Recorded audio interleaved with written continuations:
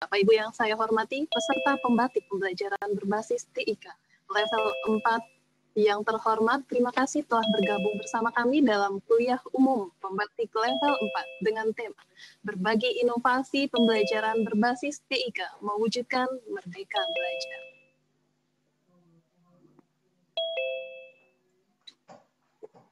Baik, Bapak Ibu, acara kita ini disiarkan secara langsung. Bapak Ibu bisa menyaksikan melalui kanal YouTube Kemendikbud, kemudian juga kanal YouTube Televisi Edukasi, kanal YouTube Rumah Belajar, dan juga Radio Suara Edukasi. Bapak Ibu yang terhormat, seperti diketahui bahwa beberapa hari yang lalu kita telah kehilangan seorang yang sangat kita sayangi, bergerak dari portal Rumah Belajar, motivator pendidikan bagi kita semua. Saya ingin mengajak Bapak Ibu untuk sejenak mengheningkan cipta mengenang jasa-jasa beliau, yaitu Bapak almarhum Hendriawan Widiatmoko.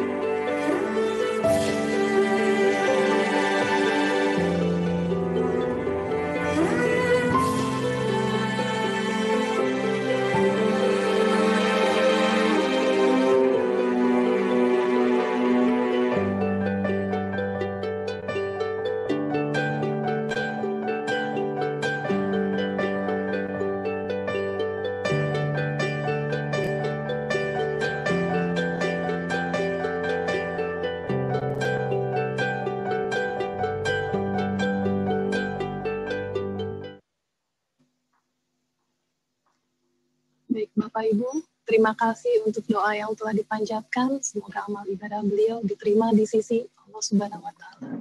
Amin, amin, ya Rabbal Alamin.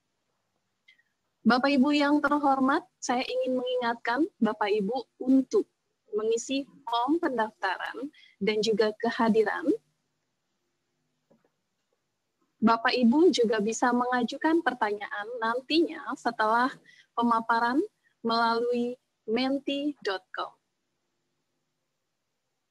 Ya, dengan format pertanyaan, nama, dapat diajukan pertanyaan melalui menti.com dengan PIN 3230440. Sekali lagi, Bapak Ibu dapat mengajukan pertanyaan melalui menti.com dengan PIN 3230440 dengan format pertanyaannya adalah pertanyaan underscore nama underscore nomor handphone underscore. Ya, sekali lagi format pertanyaannya adalah pertanyaan underscore nama underscore nomor handphone underscore. Baik Bapak Ibu, seperti Bapak Ibu ketahui, pendaftaran juga bisa melalui http://belajar.kemdikbud.go.id/kuliah umum. Sekali lagi Bapak Ibu bisa mendaftar di kegiatan ini melalui http://belajar.kemdikbud.go.id/kuliah umum. Baik Bapak Ibu yang saya hormati, hari ini kita kedatangan seorang narasumber yang luar biasa sekali. Seperti Bapak Ibu ketahui bahwa kuliah umum, serangkaian kuliah umum akan menghadirkan narasumber-narasumber yang luar biasa. Hari ini sudah tidak diragukan lagi, beliau seorang presenter televisi yang mungkin Bapak Ibu semua sudah kenal, dan beliau juga merupakan penulis buku bestseller yang berjudul The Power of Public Speaking. Beliau juga merupakan founder dari CBS School of Communication.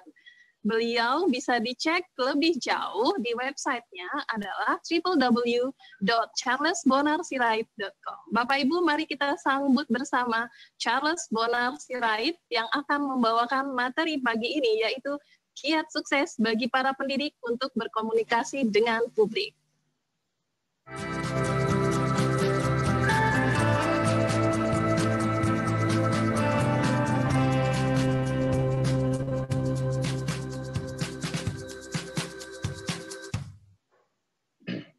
Selamat pagi, Mbak Dona.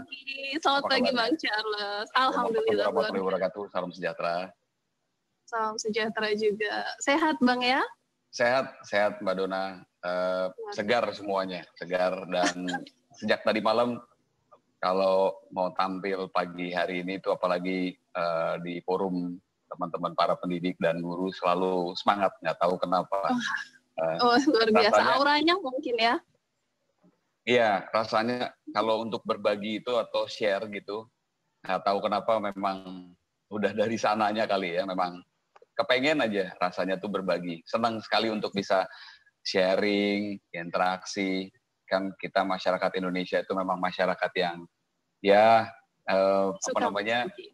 suka dengan berkumpul, tukar pendapat, saling mendengar masukan, musyawarah gitu. Jadi sangat senang sekali. Terima kasih untuk teman-teman dari Pusat Data Informasi Pusdatin Kemendikbud sudah diundang dan sudah diberikan kesempatan untuk bisa hari ini berbagi, sifatnya berbagi lah, bertukar pikiran juga.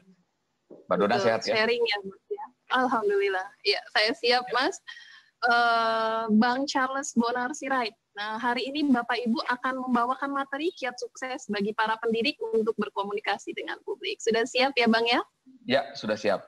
Oke, silakan semuanya... Bang, saya serahkan waktu kepada Abang untuk melakukan pemaparan.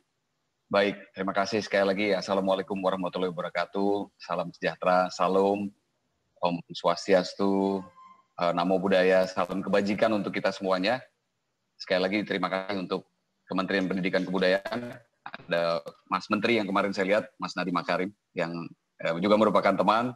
Lalu terima kasih juga untuk Kapusdatin, PLT Kapusdatin, Bapak Hasan Habibi. Terima kasih. Dan saya terus terang sampai hari ini juga masih turut merasakan duka cita yang mendalam, karena pada saat kami mempersiapkan acara ini ataupun berdialog dengan teman-teman Pusdatin melalui grup WA, melalui Zoom, saya sempat bertatap muka walaupun saya belum mengenal secara jauh. Saya sempat berkomunikasi dengan almarhum Pak Hendriawan. Sekali lagi, ini merupakan duka cita yang mendalam buat saya pribadi, karena saya baru saja berkomunikasi dengan beliau, lebih sekitar beberapa hari yang lalu. Kami sempat kontak-kontak melalui Zoom juga, tapi ya Tuhan berkata lain, Tuhan lebih sayang kepada beliau, dan pagi hari ini mudah-mudahan apa yang saya bisa persembahkan untuk bangsa dan negara dan juga untuk Pusdatin Kemendikbud, ini adalah penghargaan dari saya dan juga rasa apresiasi yang begitu tinggi buat dedikasi Pak Hendriawan yang saya tahu banyak sekali berkarir untuk inovasi-inovasi yang ada di Pusdatin Kemendikbud. Mudah-mudahan kita semuanya bisa meneruskan kiprah dan juga inovasi-inovasi yang sudah beliau torehkan di Pusdatin Kemendikbud. Pagi hari ini sesuai dengan topik yang diminta oleh teman-teman di Pusdatin yang mungkin relevan dengan kompetensi saya ataupun dengan apa yang saya lakukan dan kecintaan saya tentang komunikasi adalah bagaimana kiat sukses dari para pendidik untuk bisa berkomunikasi dengan publik. Karena tidak terlalu banyak yang saya waktu yang terlalu banyak, yaitu mungkin 1,5 jam itu rasanya pasti kurang ya. Saya mencoba untuk mulai melihat kembali refleksi kepada hal yang dekat dengan diri saya, yaitu hal yang konkret dengan diri saya adalah apa yang sudah saya lakukan. Karena kalau saya terlalu banyak ke teori, mungkin pasti akan banyak kurangnya. Karena hari ini teknologi, kalau Bapak Ibu semua, para pengajar, para pendidik, mungkin saya bisa minta lambaikan tangannya dulu, supaya saya juga bisa semangat. Ya, saya melambaikan juga. Semoga sehat terus. Saya senang dengan Bapak Ibu sekalian. Bapak Ibu tidak sendiri, karena saya juga sejatinya selain mungkin dikenal sebagai artis ataupun presenter di televisi, saya sesungguhnya juga adalah pendidik. Nah, sebagai bukti bahwa saya pendidik dan saya juga sama dengan Bapak Ibu, jadi jangan kecil hati kalau misalnya tidak ada di kota besar, kita jauh dari kota Jakarta, nggak usah khawatir, karena teknologi hari ini pasti memampukan kita untuk bisa saling support dan saling mendukung. Saya sangat mendukung karir Bapak Ibu dan saya berada di belakang Bapak Ibu sekalian. Ini bukti kecintaan saya terhadap Bapak Ibu sekalian. Saya pernah menulis buku berjudul Public Speaking for Teacher. So, kalau Bapak Ibu nanti ikut berpartisipasi dan pertanyaannya yang paling menarik nanti bisa dipilih, ada satu buah buku dari saya, Public Speaking for Teacher. Nanti kalau ditanya kapan buku ini terbit lagi, ini bukunya sudah terbit sekitar tahun 2014, tidak beredar lagi di toko buku. Nanti kita dorong Kapus Datin atau PLT Kapus Datin sama Mas Menteri untuk kita cetak ulang dan kita berikan semuanya ke Bapak Ibu secara gratis. Setuju ya? Kalau setuju angkat jempolnya. Ya, oke. Terima kasih. Ya, mudah-mudahan doakan saja mimpi saya tersebut bisa terlaksana. Nanti kita ngomong sama Mas Menteri dan Pak PLT Kapus Datin. Kita cari caranya dan mudah-mudahan saya juga bisa tampil di TV Edukasi dan Rumah Belajar dan lain sebagainya. Dan juga bisa bermitra dengan Bapak Ibu sekalian. Sekali lagi, kita masuk ke materi presentasi saya. Tidak banyak yang bisa saya sampaikan, tapi saya mencoba untuk melakukan refleksi, melakukan flashback. Apa sih yang sebetulnya perjalanan kurang lebih dari 2014 atau 2008. Dari 2008 saya memutuskan untuk menulis buku. Jadi karir saya ada di berbagai macam industri. Bapak Ibu bisa lihat di websitenya charlesbonarsirait.com. Saya pernah jadi bankir, saya pernah menjadi pelaku di bidang advertising agency. Saya profesional di bidang advertising.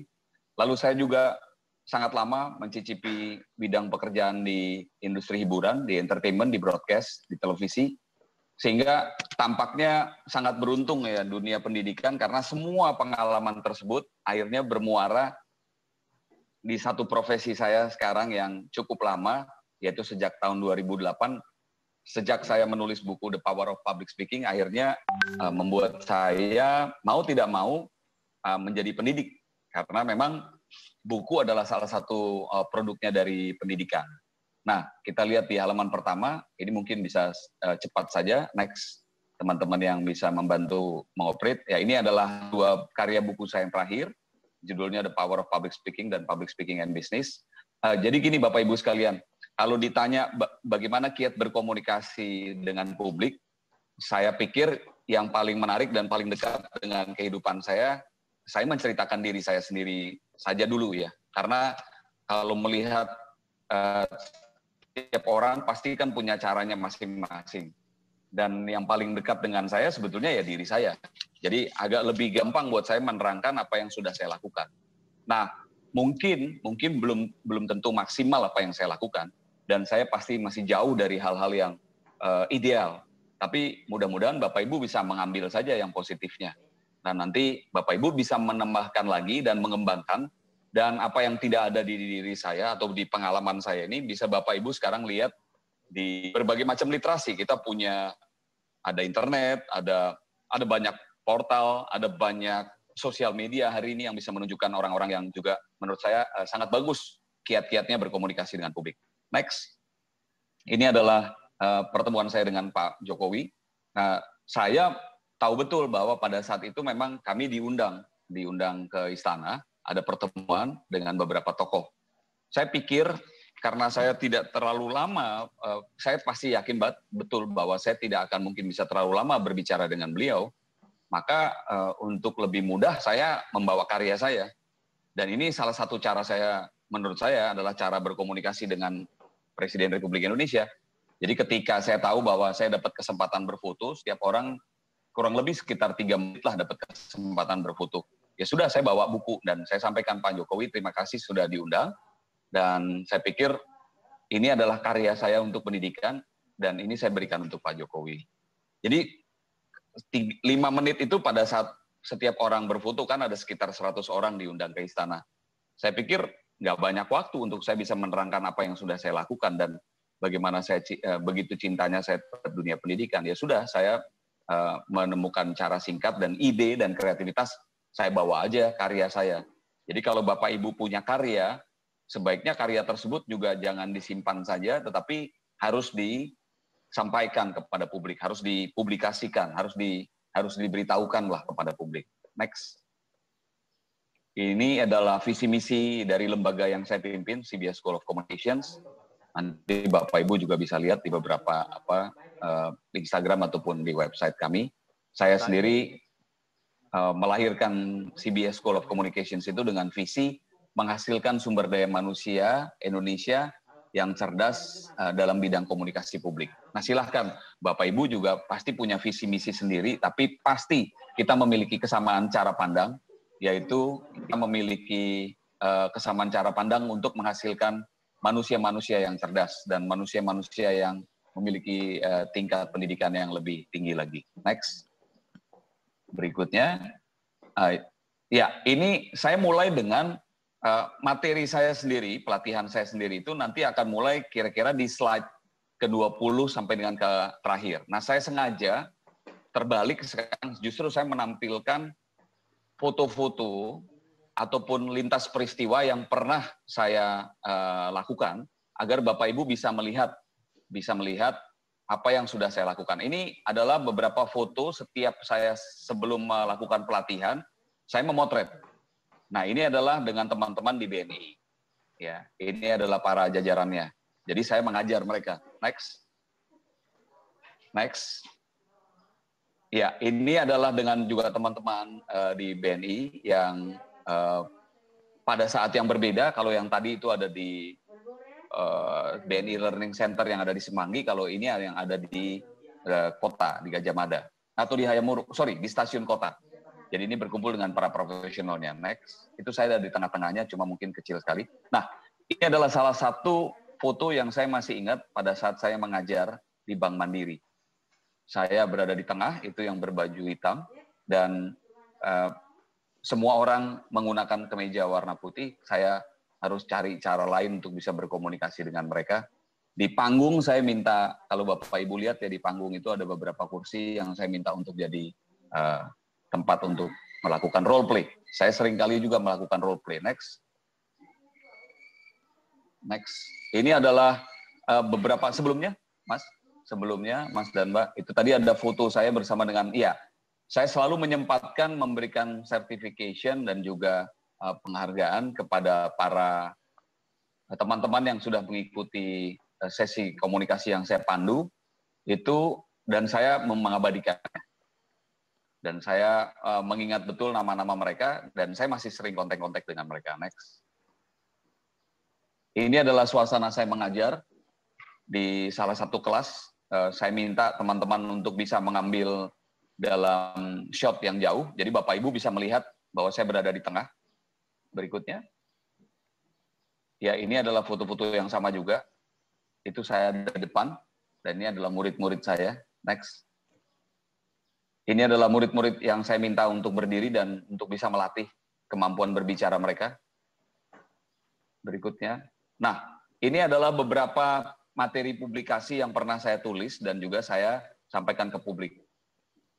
Ini masih belum masuk ke materi kita. Ini adalah buku pertama, dan di sebelah kanan itu buku saya sempat diterima oleh Cornell University Library di New York. Jadi pada saat saya berikan buku tersebut, ya saya juga ngomong ke pihak Cornell University-nya, boleh nggak supaya kita ada bukti otentik bahwa kita berinteraksi, ada dokumen yang bisa Anda rilis nggak? Dan mereka merilis satu surat ya.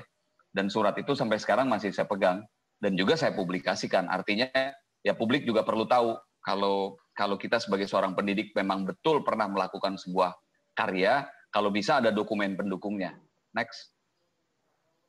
Ini adalah buku yang berikutnya, karena setelah buku yang pertama tadi bestseller, diminta untuk dicetak ulang dan dilakukan inovasi dan perbaikan. Berikutnya, next.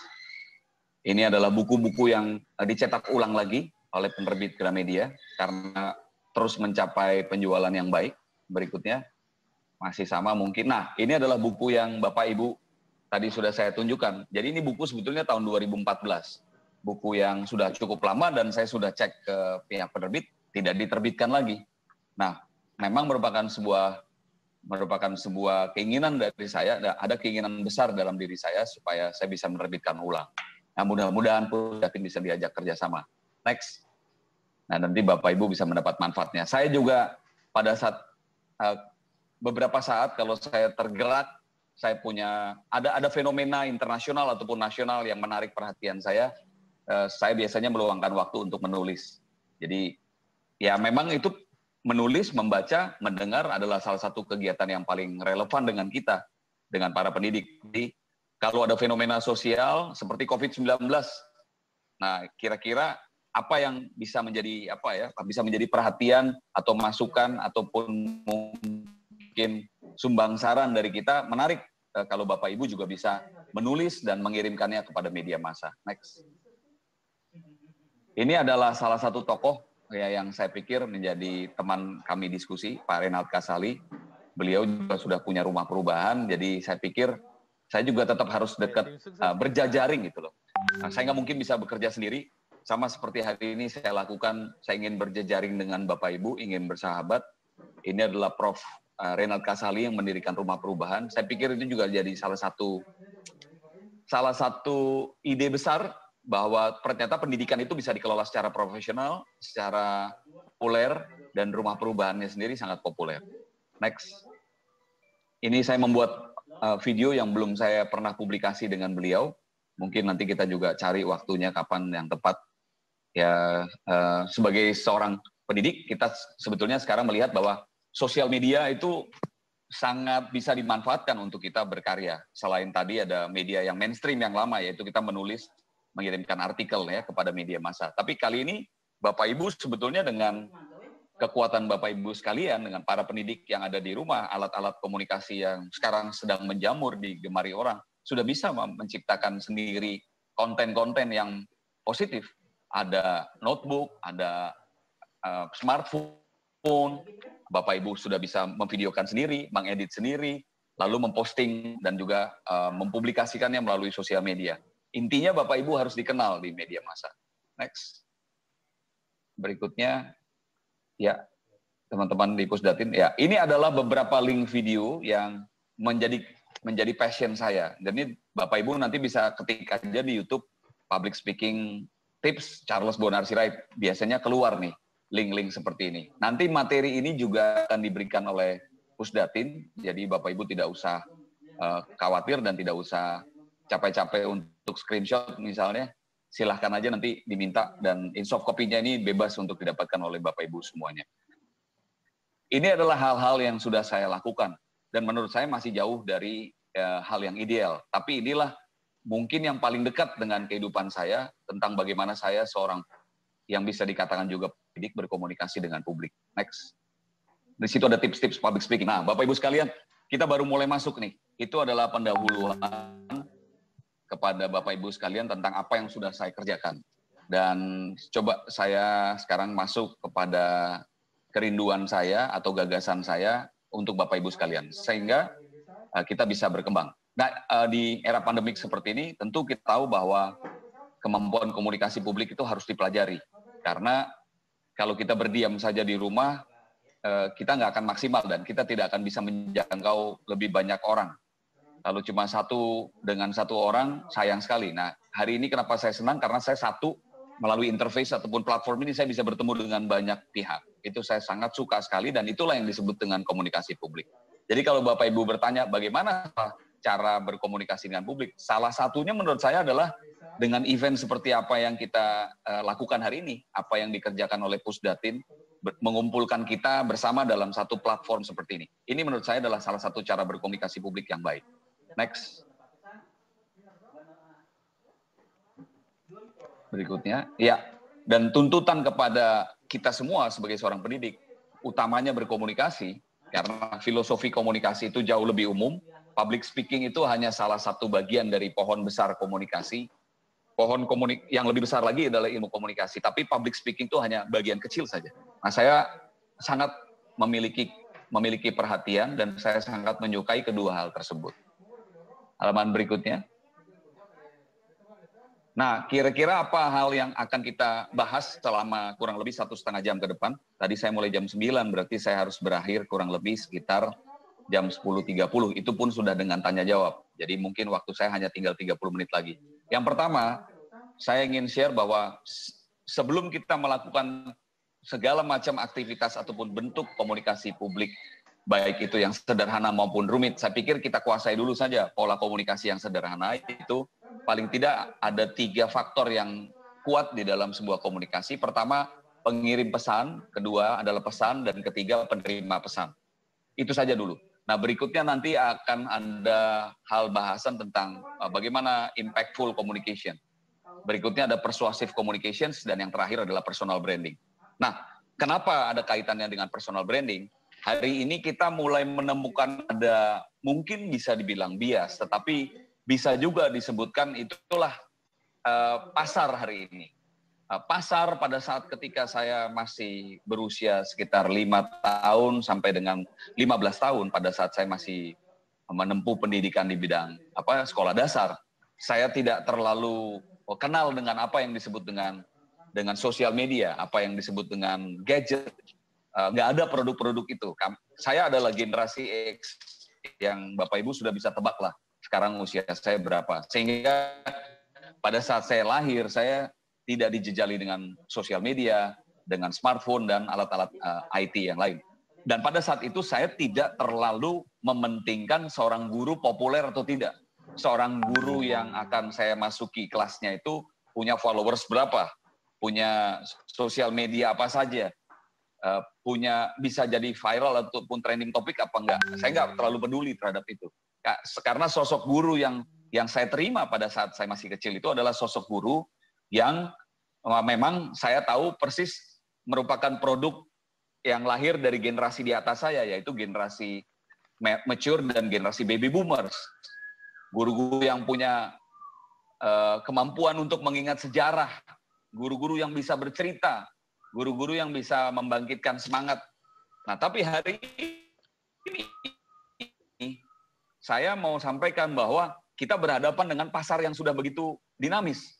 Anak-anak yang menjadi salah satu pasar dari Bapak Ibu sekalian, ataupun menjadi konsumen Bapak Ibu sekalian, itu sudah punya guru-guru yang lain. Mereka itu namanya YouTube, Instagram, dan yang lainnya.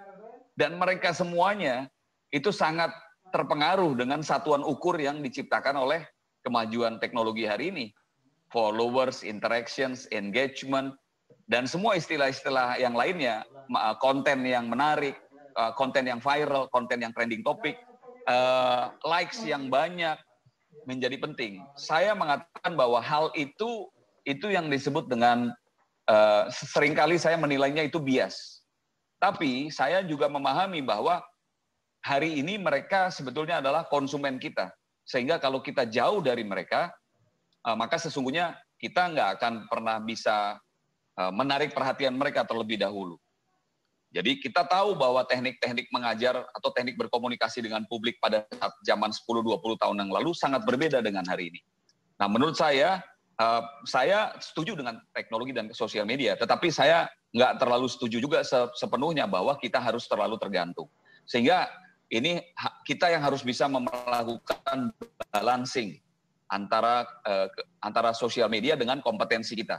Yang ideal menurut saya, seorang guru mungkin perlu populer, tetapi pada saat yang sama kompetensinya harus seimbang dengan popularitasnya. Nah, kalau hari ini kita lihat ada banyak orang yang tiba-tiba dengan sosial media, popularitasnya lebih tinggi, lalu kompetensinya tidak seimbang, maka yang terjadi di sini adalah gap. Nah, saya berharap kita semua bisa mengisi gap tersebut. Sehingga kalaupun kita belum populer, nah kita naikkan popularitas kita untuk mengejar kompetensi kita atau mengejar popularitas guru-guru yang lain. Apakah penting populer itu? Ya nanti kita bisa jawab dan kita bisa diskusikan. Menurut saya penting tetapi tidak harus menjadi yang mutlak. Nah itu ada kaitannya nanti dengan personal branding, di personal branding. Tapi sejatinya seperti ini, komunikasi ataupun sebuah pesan itu memang akan menjadi jauh lebih bermakna ketika yang menyampaikannya itu berpengaruh. Itu mungkin bahasa yang lebih menarik. Jadi kalau ditanya apakah Bapak Ibu hari ini saya harapkan bisa populer, saya mungkin lebih senang dengan istilah berpengaruh. Berpengaruh itu bukan saja populer, tapi kompeten. Lebih dari sekedar popularitas. Nah, bagaimana cara mempopulerkan diri? Ya, nah silahkan di Pusdapin mungkin banyak juga literasi tentang itu, dan mungkin ada pembicara-pembicara lain yang lebih kompeten di bidang itu. Jadi itu lebih mikro lagi pembahasannya. Bagaimana bisa lebih populer di YouTube, bagaimana lebih populer di Instagram, bagaimana populer di Twitter, dan lain sebagainya. Setiap platform itu memerlukan effort yang berbeda-beda. Next. Yang pertama dulu, ya ini, sesederhana ini. Dari gambar seperti ini, Bapak Ibu bisa lihat, itu ada seorang anak kecil di ujung yang memainkan permainan lama ini, mengirimkan suara melalui media. Jadi, anak kecil inilah yang pria, kurang lebih analoginya seperti saya dan Bapak Ibu, pendidik. Lalu seutas tali ini dan juga ada alat seperti ini adalah medianya. Media itu sekarang bisa macam-macam, bisa pertemuan tatap muka, offline yang dulu kita sering kerjakan, tapi sekarang menjadi tidak sering kita kerjakan karena pandemi COVID-19 ini, berarti menjadi virtual, menjadi online. Lalu ini adalah penerima pesannya, yang wanita ataupun adik kecil yang menggunakan baju warna pink. Saya selalu melihat sesederhana ini saja pola komunikasinya. Karena kalau saya buat terlalu jelimet gitu, akan sulit. Jadi sesederhana ini bagaimana saya mengirimkan sebuah pesan kepada orang lain dan pesan itu bisa ditangkap. Sesederhana itu. Saya mencoba selalu sebelum mengajar membuat filosofi umum di dalam kepala saya seperti itu. Artinya mau sekompleks apapun materi pelatihan saya, kalau saya nggak bisa menyederhanakan seperti ini, ya percuma aja, nggak bisa nyampe gitu pesannya ke orang lain. Next. Ini ada kutipan yang menarik, ya, bahwa memimpin pada dasarnya adalah perkara mempengaruhi dan meyakinkan orang lain. Nah, kenapa guru ataupun pendidik saya sebut sebagai pemimpin? Ya karena sederhana saja, pada dasarnya semua orang ketika masuk harus mendengarkan seorang pendidik. Kan semua orang kan berusaha mengorbankan kepentingan pribadinya, mengosongkan atau mengkonsentrasikan pikirannya kepada seorang tokoh. Nah, maka saya sangat yakin bahwa seorang guru itu atau seorang pendidik harus memiliki keyakinan bahwa pada saat dia mengajar, dia sesungguhnya bukan hanya mengajar, dia sesungguhnya sedang memimpin. Jadi kalau ada guru-guru ataupun pendidik yang nggak terlalu suka dengan ilmu kepemimpinan, ya menurut saya agak aneh gitu loh. Jadi kita harus tahu bahwa kalau kita lagi di kelas dan kita sedang berbagi, itu sebetulnya bukan hanya kita sebagai seorang sharer atau seorang yang sedang sharing the knowledge, tapi kita sedang leading the knowledge, lead people, memimpin gitu. Jadi, nah kalau di kepemimpinan itu ada persoalan tadi yang sering dikatakan oleh Kate Lutman dan juga Eddie Erlandson ini, penulis buku Millennials 2020, kalau tidak salah, saya kutip dari bukunya yang saya miliki. Jadi kita harus mampu nih mempengaruhi dan meyakinkan orang lain. Nah, pada banyak permasalahan di kelas atau pada banyak permasalahan di ruang-ruang komunikasi publik, seringkali guru tersebut atau siapapun atau saya kadang-kadang justru tidak bisa mempengaruhi dan meyakinkan orang lain. Nah, ketika orang lain mulai tidak bisa kita pengaruhi dan tidak bisa kita yakinkan, di situ kelihatannya brand ataupun citra, image dari seorang pendidik yang dianggap lebih pintar dan lebih bisa memimpin itu mulai terdegradasi atau berkurang ya, atau berkurang atau decrease. Itu yang saya pikir jangan sampai terjadi. Next, halaman berikutnya masih juga tentang memahami pola sederhana. Boleh dipindahkan slide-nya. Oke. Ini pandangan yang lain dari Jack Canfield, penulis buku The Success Principle. If you don't believe in the messenger or leader, you don't believe the message. Nah, ini menurut saya kalimat yang sangat menarik ya, sangat sederhana, dan dari sini saja saya bisa lari kemana-mana. Kalau saya nggak percaya sama pendidik, atau saya nggak percaya sama orang yang akan menerangkan materi pendidikan, saya pasti nggak akan bisa percaya juga sama pesannya. Jadi Bapak Ibu bisa bayangkan kan, persoalan kita sebagai pendidik itu berat banget. Berat karena apa? Sebelum kita ngomong soal konten, orang harus percaya dulu bahwa kita tuh memang benar seorang pemimpin. Nah, coba dibayangkan kalau kita sendiri tidak mendapatkan persepsi itu dari para anak didik kita, bagaimana mereka mau mempercayai pesan kita. Jadi memang saya yakin Pusdatin, Kemendikbud punya peran di sini. Kita harus bantu bagaimana caranya para guru ini yang sudah mungkin waktunya banyak habis untuk keperluan pribadinya, keperluan pengembangan dirinya, keperluan mempelajari konten ataupun materi pendidikannya, masih harus dibebani lagi dengan persoalan dirinya harus populer. Nah, popularitas itu yang saya harap hari ini kita juga bisa duduk bersama-sama. Itu ada rumah belajar, ada TV edukasi, ada suara edukasi, ada banyak platform, silakan dimanfaatkan. Dan juga ada materi-materi yang bisa Bapak Ibu, platform berkomunikasi dengan publik yang Bapak Ibu bisa siapkan sendiri. Instagram sendiri, Facebook sendiri, akun Twitter sendiri, dan lain sebagainya. Akun YouTube sendiri. Jadi Bapak Ibu memang harus bisa dipercaya gitu loh. Dan untuk mendapatkan kepercayaan dari publik itu memang tidak mudah. Ya tadi, dibina, dibangun terus. Harus seperti tanaman dipupuk terus, nama baik, reputasi itu terus harus dipelihara. Next. Halaman berikutnya. Nah, ini adalah gambar-gambar saja. Jadi menurut saya Bapak Ibu adalah pusat perhatian dari publik. Maka harus sadar betul bahwa penampilan Bapak Ibu di depan publik itu harus menarik. Nggak boleh ada salah sedikit pun atau ada yang ya kurang estetik sedikit pun. Biasanya ya itu saya alami pada saat saya berada di industri televisi, rambut kita lain sedikit aja orang komentar, ya kan? Baju kita ada yang tidak sempurna sedikit aja kita jadi komentar. Jadi memang jadi guru ini memang harus bisa mengambil nilai-nilai sebagai seorang performer atau seorang entertainer lah. Next. Pusat perhatian publik. Bapak Ibu juga harus mampu menarik perhatian publik. Kita nggak terbayang kalau di kelas Bapak Ibu semuanya setelah diajar ada yang tidur, ada yang dimatikan kamera videonya. Saya paling nggak mau tuh kalau saya ngajar kamera videonya dimatikan. Saya selalu minta sama mahasiswa saya buka semuanya. Harus seimbang dong. Masa gurunya aja yang kameranya diaktifkan, muridnya semua juga harus.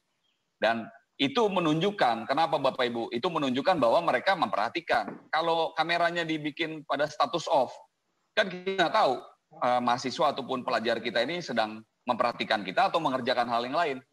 Jadi nanti pada saat semua kelas online, peraturan yang harus dibuat itu pertama adalah buka itu kameranya.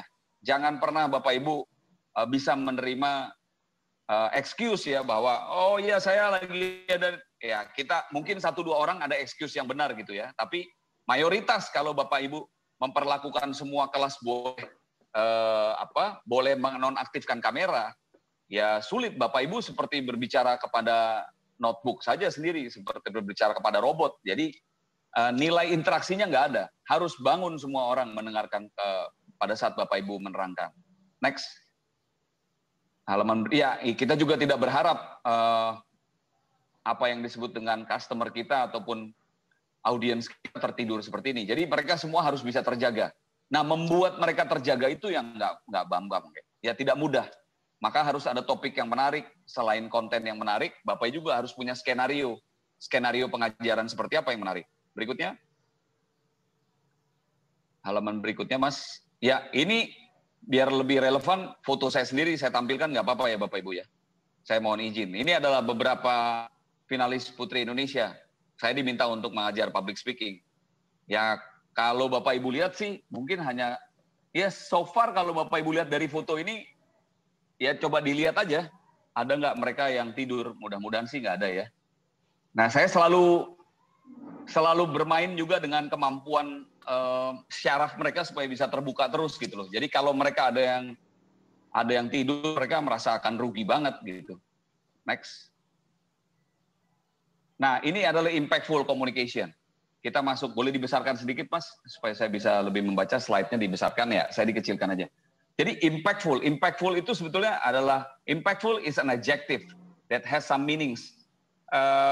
Dia memiliki pengertian bahwa impactful itu adalah memiliki kekuatan untuk mendapatkan rasa bersimpati, rasa simpati. Jadi kalau ini nggak bisa kita dapatkan dari pendengar kita, memang agak sulit pengajaran itu pindah. Nah, di impactful itu juga ada rasa rasa kecintaan atau rasa ingin berbagi. Jadi kalau Bapak Ibu bisa memiliki kemampuan impactful communication, rasanya orang lain tuh akan sangat rugi kalau tidak mendengarkan para pendidik sedang berbicara. Next. Impactful juga punya arti ataupun sinonim mempengaruhi, berpengaruh, berdampak. Ada sisi emosional, ada moving, impressive, dan juga touching. Nah, oleh karena itu, ini sebetulnya akan lebih menarik kalau kita masih ada di era offline teaching. Kenapa? Karena kita bisa membangun nomor 3, nomor 5 itu pada saat kita bertemu tatap muka. Nah, hari ini kita, ya, jadi kalau saya di kelas, saya pasti selalu akan berkomunikasi dengan publik dengan cara bergerak. Dengan cara bergerak, melakukan penampilan yang impresif, tidak diduga-duga, dan juga ada sisi touching. Touching itu artinya saya bisa memegang materi presentasi saya, bisa menunjukkan benda, tidak harus memegang manusia, tetapi saya punya kemampuan untuk bisa menunjukkan sentuhan-sentuhan. Nanti saya tunjukkan slide kenapa ternyata untuk mempengaruhi manusia itu perlu bergerak atau perlu menyentuh. Nah, itu yang disebut dengan moving forward. Ada di slide berikutnya. Jadi kelihatannya kita akan kehilangan kesempatan tadi untuk menunjukkan moving dan touching di era offline. Dan ini kesulitan menurut saya. Nah, mau tidak mau ruangan yang sangat pendek seperti ini, seperti saya bergerak seperti ini, itu yang harus Bapak Ibu lakukan. Seperti ini, itu harus Bapak Ibu lakukan. Karena mereka pasti juga akan statis kalau melihat gambar Bapak Ibu saja. Atau bisa sesekali di-insert dengan slide. Jadi suasana yang dinamis, tidak membosankan, itu adalah salah satu kemampuan yang harus dimiliki oleh seorang guru untuk bisa berkomunikasi dengan publik. Next. Ini adalah beberapa, tadi cukup banyak ya. Yang disebut dengan impactful itu kalau dikaitkan dengan kata apa? Eloquent itu mahir ataupun expert di bidangnya, ekspresif, very significant, punya passion, demonstratif, ada rasa atau feeling, responsif, very sensitive. Jadi ketika kita melihat hal yang sangat detail dan kecil aja kita harus bisa sensitif. Excitement atau exciting, ketertarikan yang luar biasa, inspirational. Nah, generasi yang hari ini kita lihat, generasi milenial ke bawah, itu sangat senang dengan yang nomor 10. Maka tidak terhindarkan Bapak Ibu untuk bisa membuat materi-materi pengajaran yang inspirasional. Nah, ini kelihatannya kalau di materi ajar saja, yang tidak kita improvisasi dan tidak kita kombinasikan, atau diri kita tidak bisa menjadi sumber inspirasi, nah mereka pasti nggak menganggap kita orang yang impactful. Nah, ini tantangan buat kita. Saya juga masih terus belajar bagaimana untuk kita bisa menjadi inspirational. Inspirational hari ini tidak terbatas lagi pada umur. Kalau zaman dahulu kita hanya bisa cari inspirasi dengan orang tua. Hari ini inspirasi bisa didapat dari orang muda, gitu loh. Jadi sekarang hari ini semua orang bisa jadi pengajar karena kita pernah lihat dia misalnya punya katakanlah punya sertifikat mengajar, tetapi dia punya akun YouTube yang terus memberikan inspirasi. Hari ini dunia melabel orang seperti itu sebagai pendidik juga.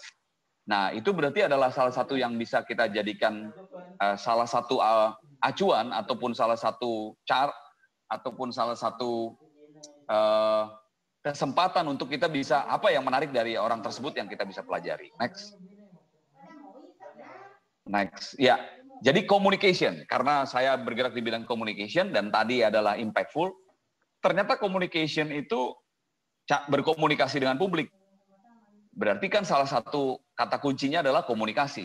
Saya terus mencari apa istilah arti ataupun definisi komunikasi. Ternyata dari istilah ataupun bahasa Latin, saya menemukan communication itu disebut-sebut dengan communicare atau communicare. Saya nggak ngerti bagaimana melafalkannya. Tapi artinya, meaning-nya adalah to share. Jadi ternyata hari ini juga generasi muda itu lebih senang mendapatkan sharing daripada mendapat. Yang saya lihat ya, ada beberapa yang entah kenapa terlalu happy dengan kata teaching. Dari beberapa generasi milenial yang saya hadapi, mereka lebih senang kalau saya sharing. Padahal sebetulnya saya sedang teaching. Ya, jadi untuk menarik perhatian generasi milenial, kadang-kadang di beberapa kelas saya tidak mengatakan selamat pagi, saya Charles Bonar Sirait, hari ini saya ingin mengajar Anda gitu. Kesan mengajar itu, kata mengajar itu kayaknya hari ini mulai mendapatkan begitu banyak lawan atau terdegradasi dengan kata sharing. Itu mungkin bisa kita kaji lagi dalam pembahasan berikutnya atau nanti kalau masih ada waktunya. Jadi itu share. Nah, to share itu Bapak Ibu silakan cari tahu sendiri, tapi yang jelas komunikasi ini adalah serangkaian tindakan Bapak Ibu yang mengarah kepada maksud dan tujuan untuk mendapatkan pemahaman dari orang lain dengan cara Bapak Ibu melakukan sejumlah pemahaman terhadap tanda-tanda dan apa yang disebut dengan semiotika. Nanti bisa cari referensinya apa yang disebut dengan sains dan juga semiotik. Nah, hal-hal yang lain, ternyata komunikasi itu tidak sederhana kita ngomong, tapi komunikasi itu ada sejumlah perencanaan, ada sejumlah ide dan gagasan yang harus dirancang dan dibentuk, lalu setelah itu dikomposisi, dan setelah itu dipindahkan atau ditransmisikan melalui berbagai macam cara. Bisa melalui materi pengajaran, bisa melalui pengiriman sinyal, dan hal-hal lainnya. Dan jadi ternyata berkomunikasi itu tidak sesederhana kita hanya ngomong, tetapi perlu juga dengan perencanaan. Next. Ya, ini adalah tanda-tanda yang tadi saya sebut dengan impactful ataupun communication. Jadi ada affecting, emotional, moving, impressive, dan touching. Ini perlu dilakukan dengan berbagai cara, jadi nggak bisa misalnya kita membuat game, atau kita membuat satu permainan, atau kita membuat suatu role play, kita harus terus selalu berubah. Apalagi dalam waktu misalnya kita mengajar 2 jam, 3 jam, kalau role play-nya begitu-gitu terus, pasti kemampuan untuk bisa menyentuh emosi, impresif, dan lain sebagainya akan berkurang. Jadi harus dilakukan dengan berbagai macam approach dan perspektif. Next. Nah, ini yang tadi saya sampaikan, ternyata untuk bisa tadi ada disebut kalau tidak salah di slide yang paling depan, bahwa untuk bisa menjadi leader itu kita harus bisa melakukan kemampuan untuk bisa mempersuasi orang lain. Nah, saya mencoba mencari literasi, apa itu yang disebut dengan persuasive communication. Ternyata berhubungan dengan alam bawah sadar, hukum alam bawah sadar, untuk bisa mempersuasi dan mempengaruhi orang lain. Jadi ada yang disebut dengan dorsolateral prefrontal cortex yang ada di kepala manusia, dan itu biasanya bisa disentuh dengan opini publik atau menciptakan opini. Nah, opini publik sangat bisa dilakukan oleh seseorang yang memimpin ataupun mendominasi sebuah pertemuan atau sebuah forum. Seperti hari ini kita lihat yang sedang berbicara adalah saya. Maka saya sangat punya peluang untuk bisa menciptakan opini. Opini apa yang saya bentuk sekarang adalah opini bahwa seorang pengajar ternyata harus mampu berkomunikasi dengan publik. Orang lain mungkin bisa melihat dalam konteks yang lain, tapi saya hari ini membatasi maksud dan tujuan saya untuk bisa berkomunikasi dengan Bapak Ibu hanya pada opini yang sempit, yaitu komunikasi publik. Jadi Bapak Ibu sesungguhnya di dalam kelas itu adalah seorang public opinion maker. Kalau Bapak Ibu tidak bisa membentuk sebuah opini, ya tentu Bapak Ibu belum memaksimalkan kemampuan menjadi seorang pengajar. ataupun pendidik. Next. Berikutnya, nah ini yang tadi ya kurang lebih saya ambil bahannya dari beberapa bab yang Bapak Ibu bisa lihat di bawah teksnya. Memang ada di kepala manusia itu apa yang disebut dengan dorsolateral prefrontal cortex atau semacam ya bagian tubuh manusia di kepala yang bisa membentuk opini, yang akhirnya menerima sebuah kenyataan dan membentuknya menjadi sebuah opini ataupun sebuah keyakinan. Jadi keyakinan ini yang harus Bapak Ibu dalam tanda kutip ditransferkan kepada murid ataupun peserta didik kita. Next. Ini adalah bagian lain dari apa yang tadi saya sebut dengan prefrontal cortex tadi, bahwa hukum alam bawah sadar manusia itu ternyata kalau mereka bisa disentuh di bagian dari mulai kepala sampai dengan ke ujung kakinya. Nah, salah satu caranya adalah menampilkan tadi gambar untuk membentuk tadi image impresif, image bahwa kita ada emotional, inspirational, dan lain sebagainya. Maka guru di zaman hari ini tidak mungkin bisa berjuang lagi sendiri seperti pada saat zaman dahulu ketika media belum terlalu banyak ada. Karena hari ini para peserta didik kita sudah dijejali dengan begitu banyak media ataupun dijejali dengan begitu banyak devices ataupun alat-alat. Nah, sehingga guru memerlukan alat bantu menurut saya. Pendidik memerlukan alat bantu. Yang hari ini saya lakukan alat bantunya adalah alat peraga yang ada di depan. Bisa juga dalam bentuk video. Tapi saya merasa hari ini saya cukup menggunakan materi bantu yang di depan. Dan ini harus dicari sendiri. Next, kita percepat saja karena 5 menit lagi sudah harus tanya jawab. Nah, yang terakhir adalah personal branding. Personal branding ini menurut saya sudah tadi saya jelaskan di lingkaran keempat. Jadi tadi memahami pola komunikasi yang sederhana, lalu yang kedua impactful communication, yang ketiga adalah persuasive communications, dan keempat personal branding. Ini yang menurut saya nggak ada terlalu banyak kaitannya sebetulnya dengan materi ajar kita, tetapi ini terkait dengan eksistensi. Nah, ternyata para pendengar atau para pelajar hari ini tuh mempersoalkan persoalan dikenal atau tidaknya seorang pendidik. Dan disinilah perlunya personal brand. Materinya nanti Bapak Ibu bisa baca, tapi saya sedikit ke belakang saja, next. Personal branding itu artinya Bapak Ibu menunjukkan otentisitasnya. Setiap orang punya personal brand yang berbeda-beda. Jadi antara satu guru dengan guru yang lain harus punya keunikannya sendiri. Kalau satu guru ini misalnya agak eloquent atau agak mahir di dalam bercerita, nah guru yang lain, wah saya harus mahir dalam mempertunjukkan permainan misalnya, atau hal-hal yang lainnya. Next. Ini adalah pemahaman tentang personal brand, tapi saya mau lihat aja ke contoh yang lebih konkret, karena sudah waktunya 5 menit lagi tanya jawab. Next. Nanti Bapak. Nah, ini adalah beberapa tokoh di era saya, yang saya rasa sudah mulai berubah ya. Kalau kita lihat pembicara, itu ada Oprah Winfrey. Kalau kita lihat ada seorang miliuner yang juga punya kemampuan untuk menciptakan IT, ada Bill Gates. Ini materi sudah saya buat sekitar tahun 2014 di bagian yang ini. Jadi pada saat itu orang-orang yang bersangkutan belum berada di saat ini. Donald Trump saat itu masih cuma pengusaha. Michael Jordan yang paling sebelah kanan itu adalah pebasket unggul pada zaman saya, pada saat saya masih di SMA. Jadi ya kurang lebih sekitar 20 tahun lalu. Sekarang sudah tidak menjadi pebasket lagi. Tapi mereka punya otentisitas. Nah, saya berharap Bapak Ibu juga bisa mempotret diri Bapak Ibu dalam foto seperti ini. Kira-kira 5 tahun, 1 tahun, 6 bulan ke depan saya tuh pengen dikenal sebagai guru yang expert di bidang apa. Jadi dan brand saya harus kuat di situ. Dan ini bisa dibentuk melalui apa? Melalui sosial media yang ada di hari ini. Next. Nah, ini adalah bagaimana cara kita bisa membuat personal brand. Ada framework-nya, internal, financial, eksternal, dan knowledge dan learning. Ternyata knowledge dan learning itu sangat penting buat kita. Sehingga kalau ada keinginan untuk menambah gelar ataupun menempuh tingkat pendidikan yang tinggi, itu adalah salah satu cara untuk menaikkan brand. Tapi brand bukan hanya bisa dibangun dengan itu, tapi ada hal-hal juga yang bisa dibangun dari internal kita, dari keluarga kita, family kita. Eksternal adalah orang-orang yang di luar, termasuk mungkin Nah, kalau internal mungkin juga bisa disebut internal organization kita Kemendikbud atau Pusdatin ya.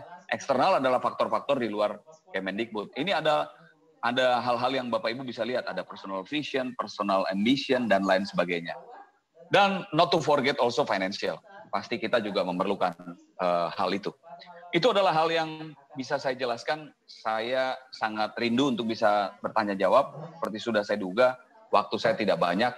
Dan mudah-mudahan Mbak, apa yang saya bisa jelaskan hari ini, walaupun mungkin kelihatannya agak sedikit terburu-buru, karena dikejar waktu, mudah-mudahan bisa bermanfaat buat Bapak Ibu. Terima kasih, saya menunggu waktu dan forum untuk kita bisa bertanya jawab. Sukses untuk kita semuanya. Mbak Dona. Iya Mas, saya terpesona sekali Bang Charles ini dengan pemaparannya, jadi sudah teruji sekali. Luar biasa public speaking-nya. Jadi tadi sesuai dengan yang disampaikan oleh Bang Charles bahwa harus bisa ya memiliki kemampuan untuk menarik perhatian. Jadi ini sudah teruji. Saya sampai tidak bosan dari awal sampai akhir mendengarkan dengan seksama. Nah, itu karena kerjasama yang oke antara saya bersama dengan Mbak Dona dan juga Pusdatin.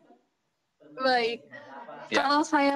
Kalau menurut saya, Bang, akan banyak pertanyaan yang disampaikan oleh para peserta yang ingin membutuhkan jawaban dari Bang Charles ini. Ya, saya akan bacakan pertanyaan pertama dari Ibu Riani Rohmawati. Jadi, pertanyaannya adalah, mengapa saya masih sering tremor saat berbicara di depan publik, apalagi jika memegang mic, padahal sudah merasa tenang dan tidak deg-degan. Ya, itu Bang.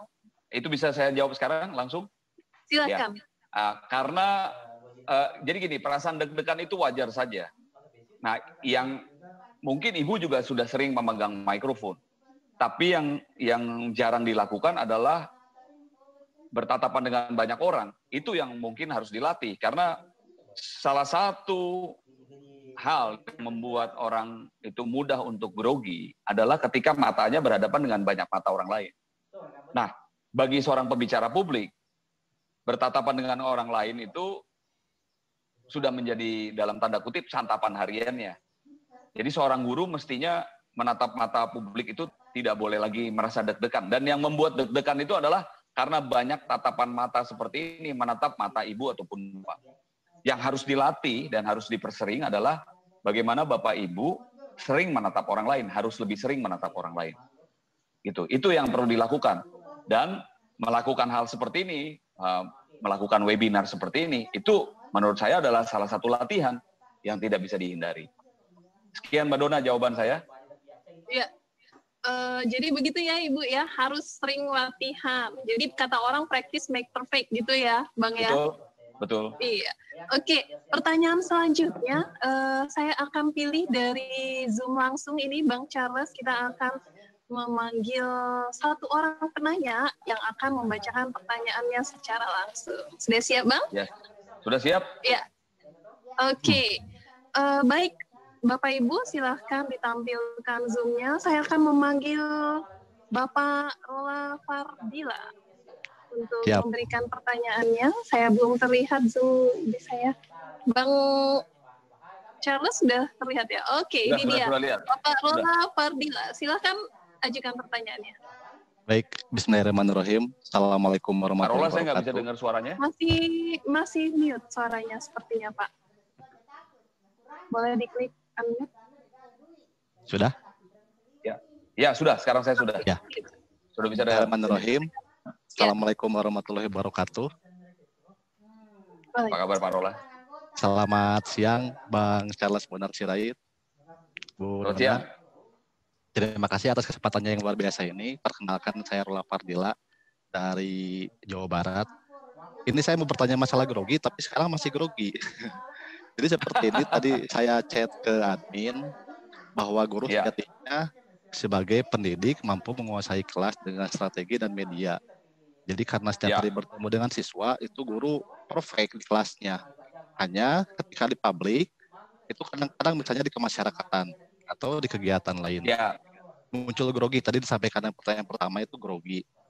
Saya berpikirnya ini adalah kompetensi saya pribadi. Ini berbicara pribadi Bang ya, secara pribadi atau memang itu ada hal lain dari mentalnya. Jadi kalau mental kan ini berbicara fisik. Kalau berbicara fisik itu harus bisa dikembangkan secara literasi juga kan tetap kita baca, kita kuasai ilmunya, ketika praktek tadi disampaikan. Ketika syuting itu kadang-kadang grogi. Oh, saya sudah lihat channel Abang, ada 3 channel YouTube, tapi betul ya, Abang itu bukan orang yang populer di YouTube. Subreknya itu hanya Ya, 500-an, hanya 100 berapa. Kemudian tadi saya cek di ya, WordPress-nya itu postingan terakhirnya 2014. Artinya sepakat bahwa popularitas itu tidak menjamin bahwa kita menjadi show up. Saya sangat semangat sekali, tapi Bang saya juga YouTuber. Artinya saya berbicara untuk belajar public speaking itu dengan YouTube. Makanya sebagai guru ya, di masa pandemi ini, dari awal bulan Maret rata-rata guru-guru itu membuat media pembelajaran. Hanya kok saya sayangkan itu banyaknya di belakang layar, rekam layar, kemudian tidak mau tampil. Padahal dengan cara guru-guru rajin upload video mereka show up, itu akan melatih seperti di pelatihan pembatik level 2 untuk vlog, dan level 3 itu kan lebih menarik, membuat video pembelajaran. Ya kita betul-betul kita harus syuting dari 0 menit sampai menit ke-7 maksimal Bu Dona ya. Itu. Kembali ya. ke pertanyaannya, apakah ini kompetensi saya harus dikembangkan atau mental saya yang harus diperbaiki untuk mengatasi masalah grogi? Terima kasih Bu Nona, Oke, Bang Charles, terima ya, kasih. Semangat. terima kasih. Terima kasih. Eh, Salam edukasi. Ya, sama. Saya rasa tadi bisa dijawab langsung semua yang sudah disampaikan. Kalau ditanya apakah saya memang rajin atau enggak, saya sedikit ya tadi yang mengenai YouTube. Jadi saya yakin YouTube itu penting. Tapi juga harus disadari bahwa ketika kita sudah masuk di YouTube, memang waktu ini kan sekarang yang paling sulit buat kita ini adalah time management. Kalau kita sekarang waktunya habis hanya untuk ngurusin sosial media, kita bisa nggak ngurusin yang lain gitu. Padahal itu kompetensi kan. Nah, tapi sosial media ini penting. Nah, jadi kita itu menjadi PR kita bersama. Gimana caranya kita ngurusin sosial media, tetapi kompetensi kita tidak hilang. Nah, jadi mungkin kalau dulu bikin konten YouTube itu harus berjam-jam, sekarang ini udah harus bisa singkat aja, upload aja. Nah, mudah-mudahan nanti populer lah gitu loh ya. Tapi itu perlu banyak lagi karena di YouTube tuh ada algoritma, ada dan lain sebagainya yang harus bisa dikerjakan. Tidak mudah memang. Nah, coba saja itu nanti misalnya bisa diserahkan atau di arrange dan dikerjasamakan dengan Pusdatin. Nah, kembali kepada soal mental tadi. Karena memang yang saya bisa bantu atau saya bisa sharing, karena memang yang kita sering tampil itu, kita sering tampilnya di konstituen kita di kelas. Orangnya itu lagi, maka tidak heran kalau kita bicara di kelas tersebut, kita pasti percaya dirinya sudah lebih tinggi. Tapi begitu masuk ke daerah permainan yang baru, ketemu dengan masyarakat yang baru, ketemu dengan orang yang baru, nah itu mulai lagi dari nol. Karena kita sesungguhnya nggak kenal mereka. Jadi memang kita agak sangat mungkin bisa menguasai audiens kita kalau kita kenal betul audiens kita dan kita sudah sering. Oleh karena itu, para pengajar saya sarankan ya perlu terus mengenal orang yang baru. Dan kalau kita sudah terus-menerus mengenal orang yang baru, tampil di mana saja, kepercayaan diri itu cuma ya itu pasti akan menjadi makanan harian lah ya. Itu pasti akan menjadi jauh lebih mudah. Karena tadi saya yakin Kang Rory itu menemukan orang-orang yang selalu orang-orang baru. Justru itu yang harus perlu dipersering. Kalau kita terus-menerus mengajar orang yang sama, maka kemampuan kita untuk confidence biasanya ya nggak terlalu bertumbuh dengan cepat. Itu dia. Saya lebih sering ngobrol dengan teman yang baru, dan berikutnya saya kalau saya challenge untuk kita bikin konten YouTube bareng, boleh nggak difasilitasi oleh Pusdatin? Setuju? Setuju. Asik. Benar ya, ditunggu ya nanti. Nah, itu ada Mbak Marta dan ada teman-teman semua di sana. Ada timnya Pak Hasan Habibi lah. Harus ditindaklanjuti nih, acara seperti ini harus bisa kita jadi YouTuber bareng kek, kontennya dibikin bareng kek. Mungkin jadi jauh lebih menarik kan? Atau bikin Instagram live bareng bersama dengan saya dan Pusdatin. Setuju? Oke, Mbak Dona. Ya, silahkan. Jadi kita harus kolaborasi, Betul Bang. Terima kasih Pak Rola untuk pertanyaannya. Sama-sama Bu Dona. Ya. Iya, Bang, ada pertanyaan terakhir ini yang akan saya bacakan, ya. Jadi ini dari Bapak Iwayan Sumartika. Pertanyaannya adalah, bagaimana mengubah mindset seseorang yang berkembang di lingkungan tertutup menjadi pembicara yang baik di publik, baik virtual maupun langsung? Ya, silakan Bang jawab. Ya, Pak Iwayan Sumartika dari Bali, Ken kabare, bece, suksma. Mengubah mindset itu memang tidak mudah, karena mindset itu sudah menjadi bagian dari keseharian yang ada di dalam otak kita, bahkan itu bisa dipengaruhi oleh budaya kita. Jadi kalau budaya di rumah kita tidak mendorong kita menjadi pembicara yang baik di secara virtual maupun langsung, agak sulit ya. Agak sulit. Jadi saya merasa yang pertama harus dirubah tuh mindsetnya bukan hanya kita, tapi keluarga kita. Kita harus ngomong sama orang yang paling dekat dengan kita, istri kita, anak-anak kita, untuk menyatakan ayah atau ibu dituntut untuk lebih aktif lagi untuk menjadi pembicara publik nih oleh Pusdatin dan juga oleh Bang Charles. Kira-kira dapat dukungan nggak dari keluarga? Kalau keluarga bilang oke, nah itu adalah salah satu modal pertama. Jadi keluarga terbiasa mendengarkan kita seperti ini. Keluarga saya kan juga mendengarkan yang di atas.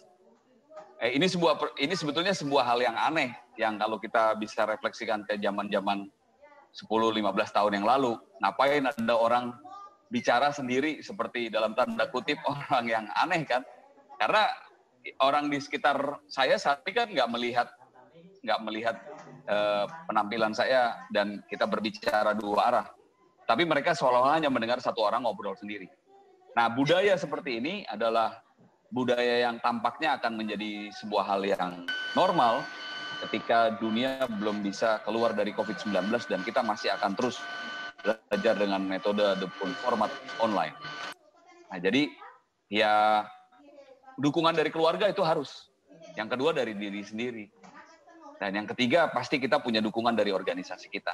Saya rasa Pusdatin Kemendikbud sudah memulainya dengan baik, tinggal diteruskan. Begitu Pak Wayan, mudah-mudahan bisa terjawab. Suksma.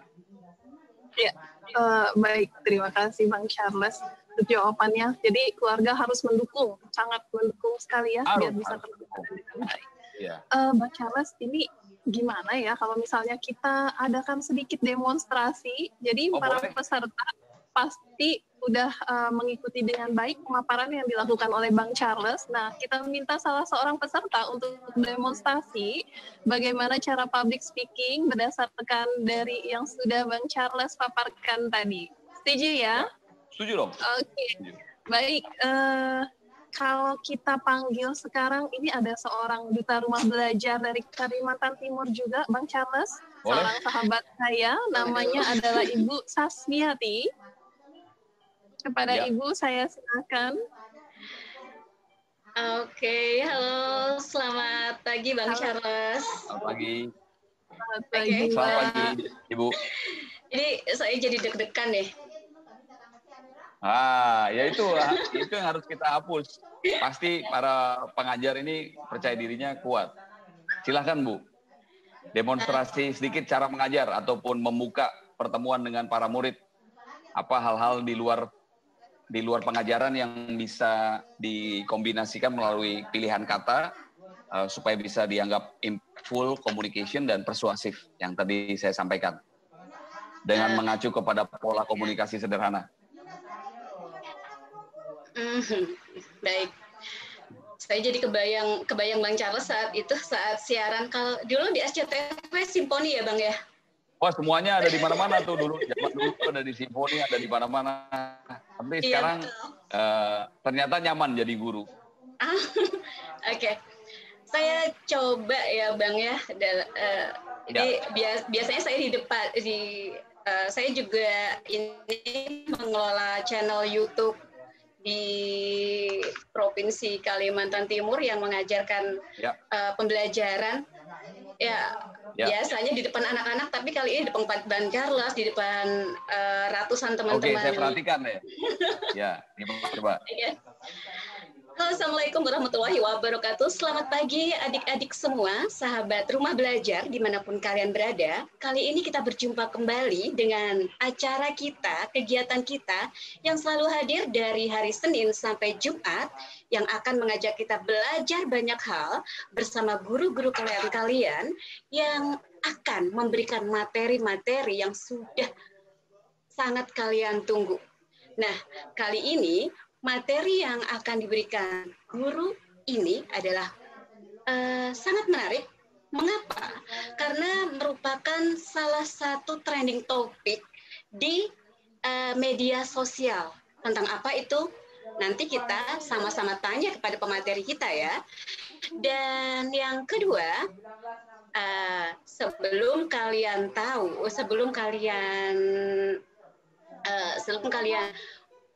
belajar, tentunya kalian harus mengenal presenter kita nantinya. Nah, kali ini presenter kebanggaan kita, presenter yang kalian tunggu-tunggu adalah Bang Charles Bonar Sirait. Siapa mereka?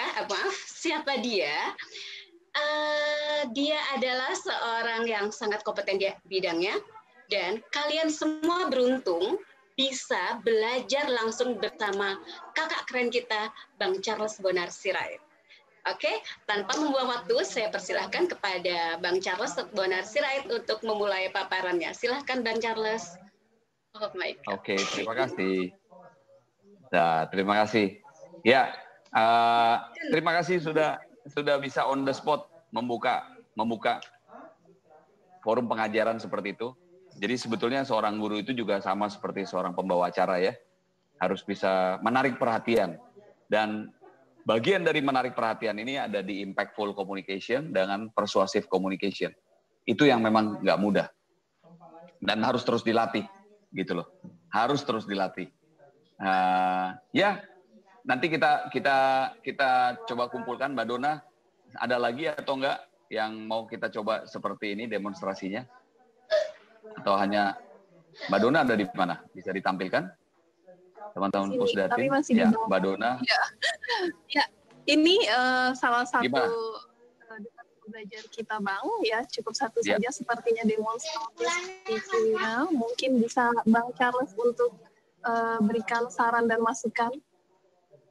Ya, tentu kalau saran dan masukan secara detail dan khusus, kita akan melalui format yang lain ya, karena kalau untuk live streaming seperti ini belum tentu terlalu efektif. Tapi secara umum memang tadi gestur badannya, wajahnya, smile, menarik perhatian itu saya rasa sudah bisa menarik perhatian orang lain.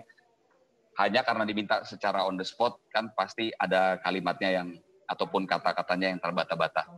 Saya juga seperti itu kalau harus tampil belum tentu bisa juga perfect ya 100% karena kalau live seperti ini pasti kita banyak juga hal yang kita lagi cari-cari kalimat apa di kepala kita tapi nggak dapet gitu loh. Jadi ketenangan tetap perlu kita pelihara supaya tidak terlalu terlihat kalau kita itu memang sedang grogi. Nah, salah satu yang mungkin harus dipelajari adalah tadi bagaimana tetap lebih tenang, tidak terlihat groginya, tapi pada saat yang sama bisa ketawa, bisa ramah, dan bisa mempengaruhi orang. Kalimat tanya juga perlu digunakan. Berapa banyak di antara Anda yang sudah mengetahui bahwa dengan mempelajari matematika, ternyata otak kita terbiasa untuk dilatih berpikir secara sistematis. Itu adalah kalimat tanya. Kalimat tanya banyak bisa digunakan juga untuk mempengaruhi orang lain. Atau apa yang disebut dengan persuasif. Itu yang mungkin belum digunakan. Itu dulu, Mbak Dona. Iya, siap. Kalimat tanya ya, jadinya ya. Perlu ditekankan, dikasih poin untuk dilatih terus-menerus. Begitu ya, Bang ya? Betul. Sama seperti saya sekarang bertanya, Mbak Dona yang baik, sudahkah Anda menikmati ataupun mengambil makan siang Anda? Belum. Pasti jawabannya belum. Ya, karena ini masih jam 10. Ya, paling tidak itu membuat Mbak Dona tertawa dan tertarik. Oke, terima kasih. Ya, itu salah satu yang bisa digunakan triknya oleh para guru. Oke, siap-siap. Bapak Ibu, Terima kasih untuk seluruh pertanyaan yang diberikan. Banyak sekali loh Bang pertanyaannya. Tapi Ada mohon berapa maaf banyak? kami tidak bisa membacakan. Gimana? Ya. Ada berapa banyak pertanyaannya? Banyak ya? Banyak. Boleh tolong dikirim nanti melalui grup WA ataupun melalui email. Ngomong-ngomong, satu buah buku saya ini. Nah, itu dia. Jadi kita akan memilih satu orang yang akan Bang Charles berikan bukunya tadi dari 4 orang yang tampil, 3 pertanyaan dan 1 duta rumah belajar. Silakan Bang Charles pilih akan memberikan kepada siapa. Jangan ke saya yang jelas Bang, saya nggak ikutan tadi. Saya boleh pilih ke, ada persyaratan nggak milihnya harus kemana kan? Tadi pertanyaan cukup banyak tuh. Persyaratannya apa ya? Nggak ada ya? Ya, yang serk aja deh mungkin. Iya, ya saya coba berikan berikan hadiah ini atau satu buah buku Public Speaking for Teacher ini yang saya tulis itu ke ibu kita yang baru saja tadi demonstrasi yang di Kalimantan. Ibu Sasmiati. Ya?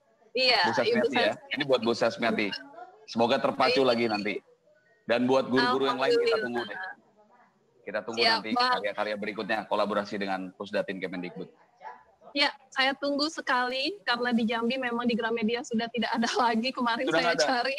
Sudah nggak ada, betul. Kita cetak ulang ya. Kita cetak ulang. Kita minta sama Pak Hasan Habibie dan Mas Menteri, Mas Nadiem. Kita tunggu kolaborasinya. Setuju banget ya. Baik, Bang. Terima kasih.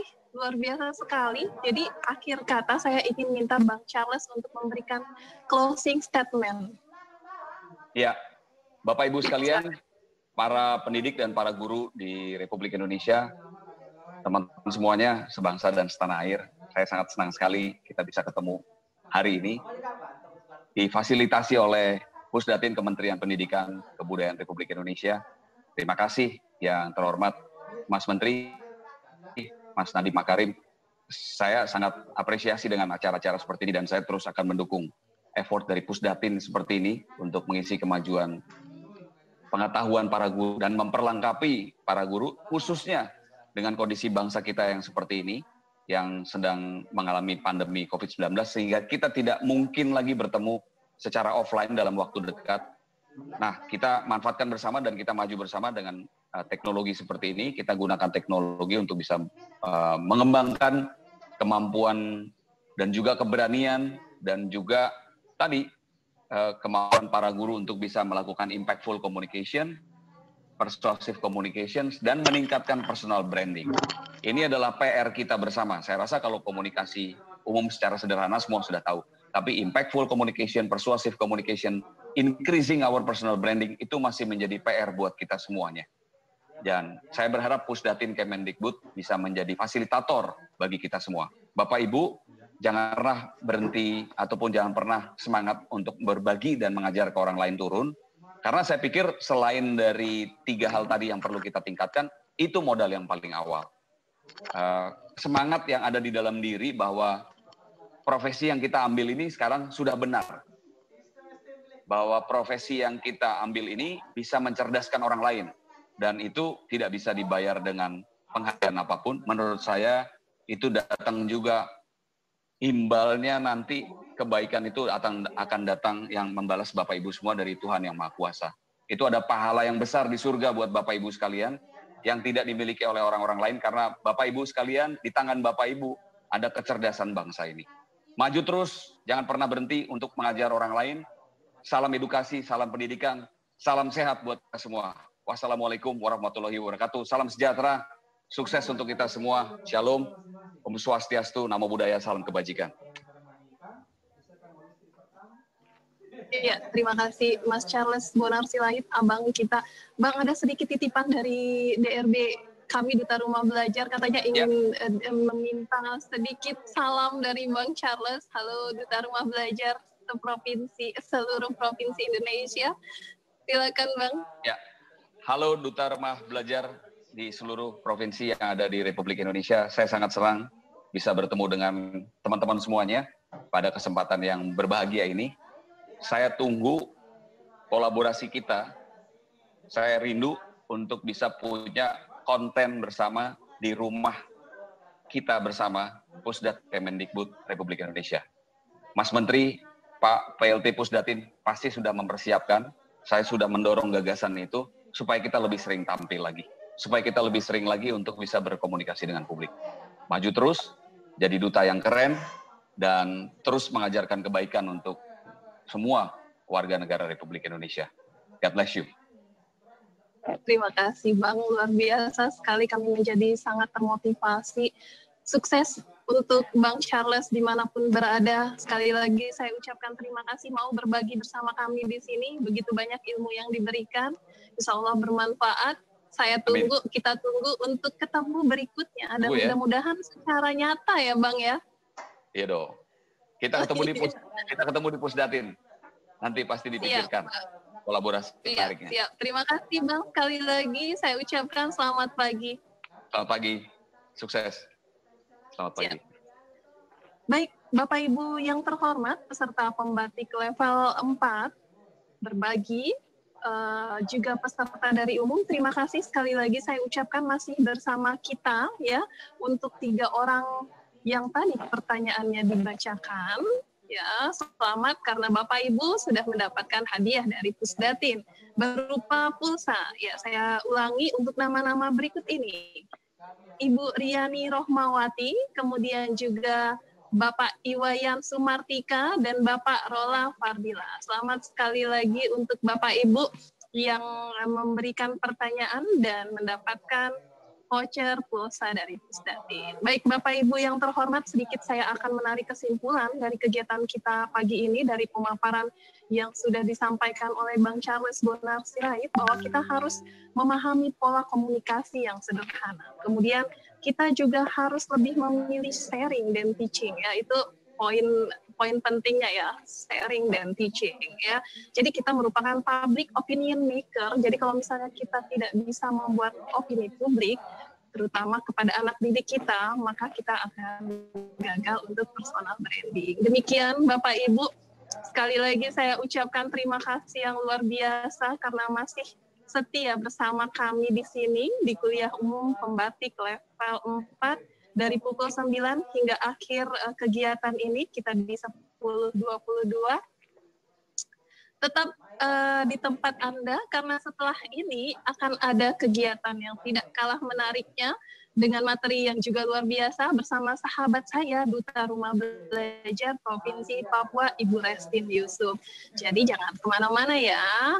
Akhir kata, merdeka belajarnya, rumah belajar portalnya, maju Indonesia. Wabillahi taufik wal hidayah. Wassalamualaikum warahmatullahi wabarakatuh. Bye-bye.